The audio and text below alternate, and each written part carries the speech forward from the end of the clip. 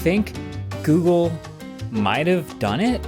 The only reason I hesitate is because I've had this exact same feeling and said this same line before about like the Pixel 6, but Google's phones have always been all about software, and we just want them to get their hardware over the hump to have a complete competitive phone.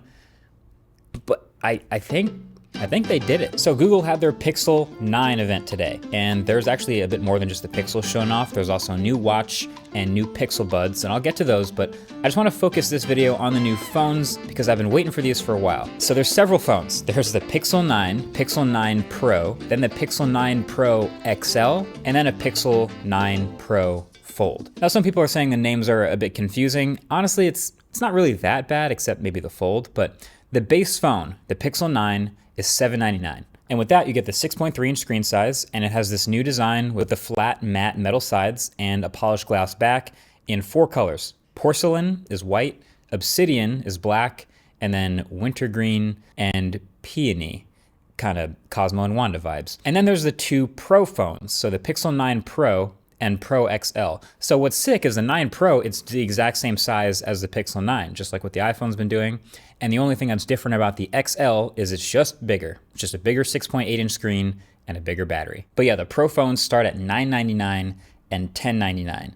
And with that, you'll get an extra third camera, telephoto camera. They have more RAM, and they switch to glossy rails with a soft touch glass back. Again, in 4 colors, obsidian, porcelain, hazel, which looks nice, and rose quartz, kind of a more faded pink. So I got to handle these phones for like 2 hours. And the entire time, right from the beginning, I was like, oh, wow, yes. Okay, Google's done it. These phones really feel and look like actual flagships. And it's not just because the trend these days is to do flat sides. Like, obviously I've talked about how I like that, but that's not the only thing. They feel a little bit heavier in the hand now, which gives them a more solid feel. The screens are all much brighter. So the Pixel 9's Actua display is 35% brighter than the Pixel 8. And there's thinner bezels all the way around. And yes, finally, it's an ultrasonic fingerprint reader under the display, not optical. And the camera visor around the back, this is polarizing, but the huge lens opening, I think it just looks promising. Now, of course, I'm gonna have to test all these things for the full review and really see what they're made of, so get subscribed to see that. But my first impression, at least, is that, you know, these photos are gonna end up very pixel-like, very punchy and contrasty, and they're just bigger sensors than before, so potentially more shallow depth of field. But I guess aesthetically, the camera bump,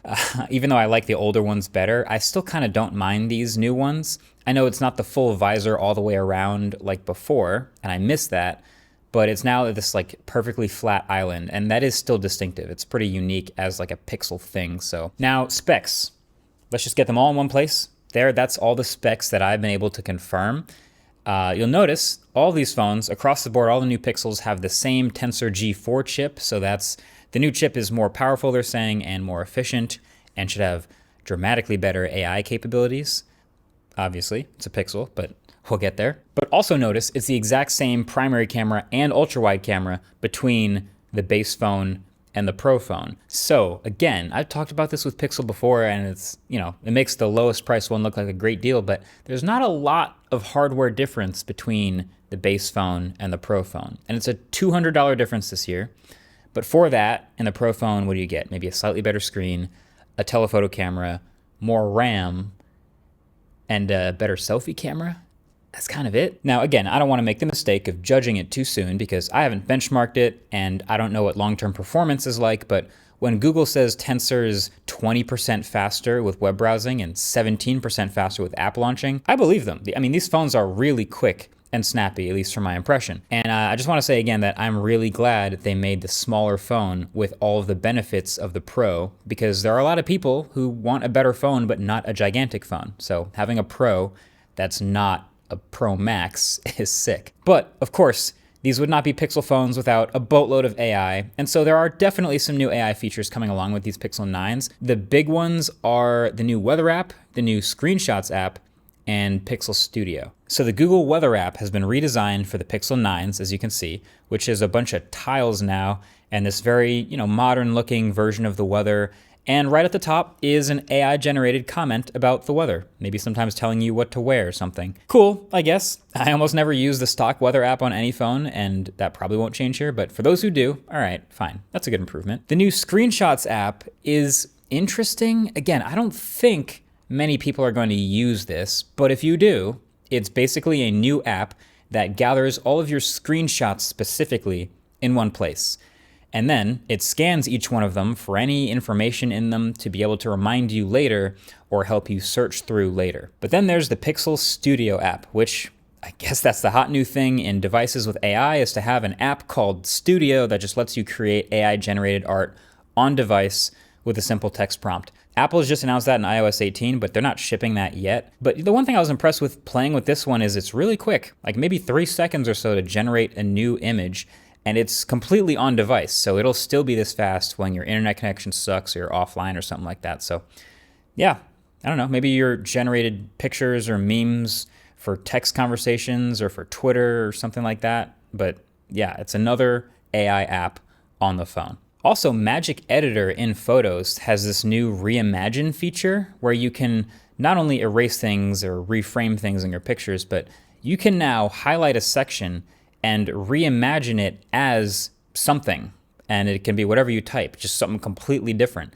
So I guess you can straight up make up new scenes and pictures now that totally didn't happen. Kind of like Samsung's sketch to image. What is going on? What is a picture? But maybe the best what is a photo feature is this new one in the camera, again, built right in, called Add Me.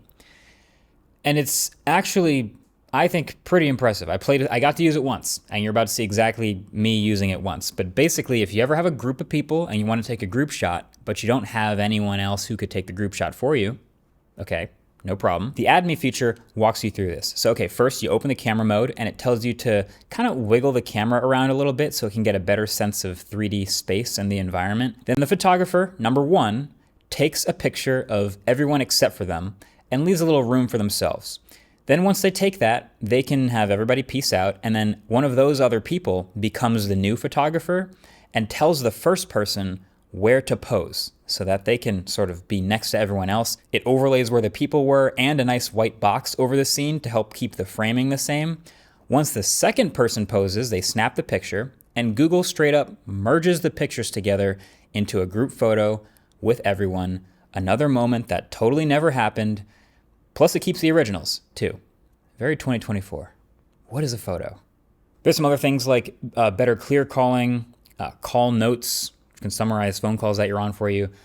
Gemini Live, which is like having literal conversations with the assistant called Gemini. It's still confusing. But generally, I was most excited about the hardware of these phones. And then there's the folding phone. So this is the Pixel 9 Pro Fold.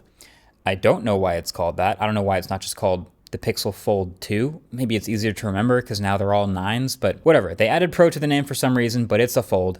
And the point is it's dramatically improved from the Pixel Fold that came last year. And it's the same price, $17.99. So look, Google cooked with this thing. I think the last Fold I was constantly calling the best foldable to use closed, which is kind of a half compliment, but it's true. This new one has an even bigger screen. It's 6.3 inches. So right now it's about the size of the other base Pixel 9, and it's still reachable because the bezels are all pretty thin. The whole phone is thin all the way around, and it's also much brighter. It's 80% brighter than the last Fold. And then on the inside, it's also a larger 8-inch display that, like I said, it mirrors the home screen layout of the cover display. And the whole phone, with the metal rails now and the soft touch matte glass, it just all feels even more premium, like of a flagship than ever before. And look at how thin this thing is. This has got to be, I mean, it's definitely one of the thinnest foldables out now. Maybe not the thinnest, but each side is barely thicker than a USB-C port. And so combined with the flat sides, it's barely thicker than a normal phone. Now, of course, it still has